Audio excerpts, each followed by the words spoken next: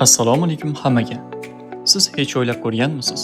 Nega tonnalar vaznga ega bo'lgan ulkan temir uchoqlar osmonda bemalol ucha oladi? Javobni bilishni istasangiz, to'g'ri manzildasiz. Aviabilim kanaliga xush kelibsiz.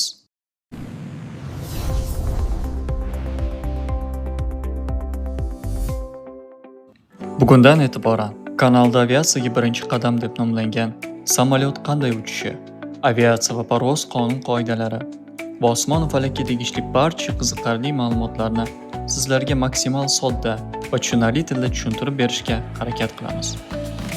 Eng muhimi, darslar to'liq o'zbek tilida bo'ladi. Shu bilan birga xalqaro aviatsiyada qo'llaniladigan ingliz tilidagi terminlarni ham o'rganib, ham tarjima qilib o'tamiz. Bu rubrika barcha uchun, aviatsiyaga qiziquvchi yoshlardan tortib, bo'lajak uchuvchilar va soha talabalari uchun ham juda foydali bo'ladi degan umiddamiz.